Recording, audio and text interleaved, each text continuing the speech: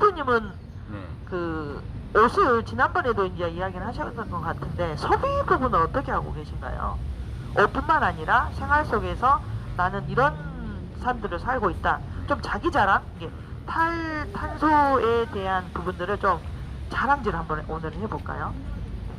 저는 그 옷 같은 경우는 기존 좀 젊었을 때 네, 사놨던 그 등산복들이 좀 일부 있습니다. 네. 좀 보다 보면은 소매가 길어진 거라든지 목이 길어진 것 이런 경우 네. 발생하는데요.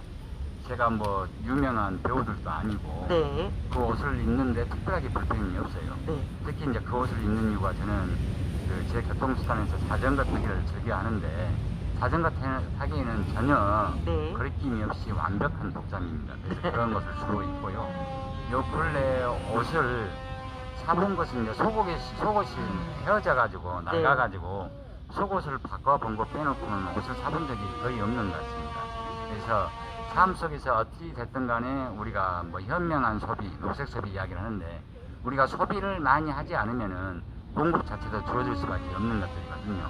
근데 우리가 소비가 많이 늘어나니까 그에 맞춰서 공급도 늘어나는 거고 그러다 보니까 무분별하게 요즘 이야기는 패스트 패션이라고 이야기하는 그냥 생명 주기가 한철 입고 버려지는 이런 옷들이 발생해서 그 다른 나라까지 수출되는 내지는 옮겨가는 이런 문제들 이게 결국은 그린워싱에 해당되는 부분이고 그 나라에서 한 3분의 2 정도는 폐기되지 않습니까?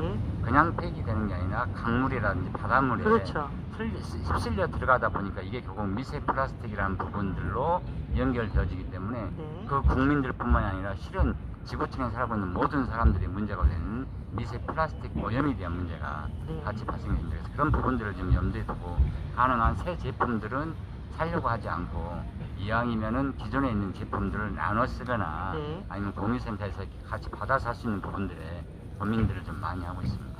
그 이제 어느 그 프로그램을 보니까 이제 마을공동체에서 했던 내용들을 좀 이렇게 보면 그 나는 이렇게 딴순이처럼 에너지를 절약했다 이런 것들을 많이 했어요. 근데 그때는 오메오메 징한 거 했는데 사실은 그게 지금 변화되는 위기에 굉장히 모범적인 그런 거죠. 이게 짠순이가 아니라 정말 기후 어떻게 보면 탄소 발자국의 짠돌이, 이게 물 발자국의 짠돌이 이런 식으로 해서 좀 짠순이 짠돌이가 많이 나왔으면 좋겠습니다. 그 변화된 사람들을 하는데 이제 아까 짠순이 짠돌이를 했는데 제 이야기를 좀 한번 하면 해질대로 입을 수는 없죠. 그렇지만 해질대로 사용은 합니다. 예, 한 번 물건을 산다. 이게 대표님도 잘 아실 거예요. 제가 이거 좀 버려 아닙니다. 이거 다시 갖다 쓰고 그리고 이제 물티슈 같은 것을 누군가가 이렇게 저한테 주면 그걸 집에 갖고 가서 걸레가 될 때까지. 예. 근데 그게 아예 걸레가 될 때까지 발생하지 않게끔 아예 온천 차단하는 거죠. 아예 쓰지도 않고 대기전력이란 부분들 보여지지 않는 에너지가 낭비하는 부분들을 몇 년 전에 시작했냐면 제가 시집 와서 그러니까 이 환경운동을 하기 전부터 생활 습관이 됐는데요. 애초에 그 전력을 차단하는 거죠. 집에 외출한다. 그거를 아예 내리고 옛날로는 두꺼비지라고 두꺼비집에 그 치를 내려버리죠. 그러다 보니까 저는 깜짝 놀란 게 대기전력이라든가 이게 쓸모없는 그것들이 낭비되는 것을 그때 알았거든요. 전기세가 많이 지금도 나오진 않습니다만 12,000원이 나왔다. 그런데 그 대기전력 그걸 딱 차단해버리니까 한 8,000원? 한 4,000원, 5,000원이 줄어드는 걸 보고 너희들 외출할 때는 내려라.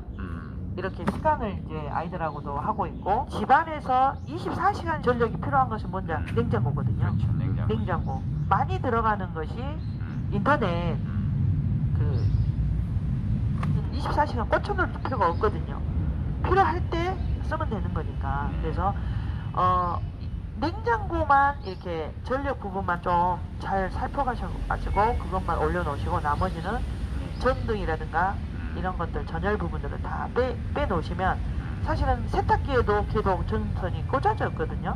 근데 그것도 다 차단해버리면 그런 대기 전력들이 상당히 많이 감소를 하는 거죠. 그런 팁을 한번 주시면 좋겠습니다. 지난번에 보니까 어떤 분한테 야 네가 전기 차단기를 내리는데 네. 내리는 방법과 관련해서 네, 어떻게 그걸 찾아내는지 그런 거기- 짧지만은 않지만 그 이야기가 네. 또 그 이 방송을 보시는 분들한테는 또 큰 의미가 네. 될 수 있을 것 같아서 그 이야기를 좀 짤막하게 요약해서 네, 해주실 것 같습니다. 저는 이제 제가 이제 경험을 했잖아요.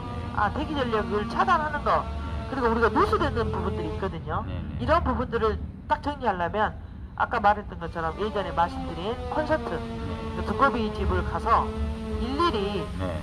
뭐가 있네 해서 서로 아, 이거하고 이거하고 연결이 됐냐 하고서 이거를 필요치 않는 것은 그냥 다 내리고 퇴근하는 걸로 네. 했더니 그분이 이것이 일이 될 것 같아요 라고 이야기했는데 거기가 보니까 이제 상가가 좀 큰 데였어요. 네. 그러다 보니까 이게 저희는 3개인가 내리면 되는데 거기는 한 20개 뭐 이상이 네, 되어서 수시가 많았죠. 제가 표시를 일일이 영역 표시하듯이 네. 이거는 내려도 내리고 돼. 올리고 아, 이것을 아. 정확하게 하니까 나중에 이제 제가 들어봤거든요. 그랬더니 아 이거 그렇게 어렵지는 않다. 그냥 내려버리고 필요한 것만 네. 놔두고 이렇게 하니까 항상 그게 이제 네, 습관이 돼가지고. 습관이 돼서 하기도 하고 또 이제 그때 대표님이 그런 이야기도 하셨잖아요. 네. 그 타이머로 네, 네. 굳이 두꺼비 집을 내리지 않아도 음. 예를 들어서 간판 같은 경우는 요즘에는 이제 다 하지만 네. 딱 그 필요한 때만 켜지게끔. 켜지게끔 하고 며칠 전에도 제가 상가들 특히나 네. 오전 시간대 막 12시가 넘어서도 네. 불이 환해요. 그래서 제가 직접 그냥 얼른 찾아다가 이렇게 내리기도 했었는데 네, 네. 그런 것들이 사실은 모아져서 음. 예, 그 이산화탄소가 발생하는 거거든요. 맞습니다. 그래서 이런 부분들을 좀 생활 속에서 민감하게 우리가 대처하지 않으면 안 되겠다라는 생각을 해서 혹시 그 어려우시다면 저를 네. 불러주시면 제가 음. 정확하게 음. 이렇게 같이 세팅을 해드려도 될 것 같습니다만 문의 주세요. 그 아까 했던 그 타이머는 네. 기계식이 있고 그다음에 스마트 플러그라고 해서 전자식이 있습니다. 어느 곳에든지 네, 네, 네. 그 스마트폰 네. 우리를 통해서 네, 다 네. 제어할 수 있는 네, 네. 근데 네. 그 기계식은 조작만 해서 붙여놓으면 됩니다. 네. 1년 12달 360을 붙여놔도 전기를 안 먹는 겁니다. 네, 그 네. 자체는. 네. 그래서 그 시간이 되면은 스위치를 붙였다 뗐다 하는 것이기 때문에 훨씬 효율적일 것 같고요. 그래서 네.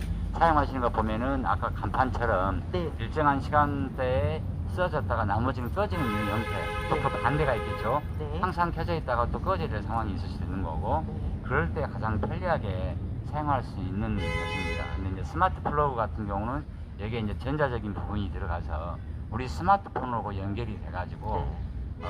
아까 했던 전기를 켜야 될 때와 꺼야 될 때 그 타이밍을 우리 핸드폰에서 조작을 할 수 네, 있고 네. 또 예약을 할 수가 네, 네. 있습니다.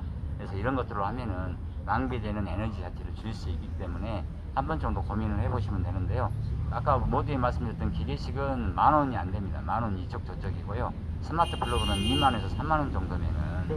아까 한 구짜리 스마트 네. 플러그는 구매하실 수가 있을 겁니다. 네. 이런 자세한 내용들을 우리가 디테일하게 말씀드린 이유는 그만큼 낭비되는 전력들을 좀 줄여나가자는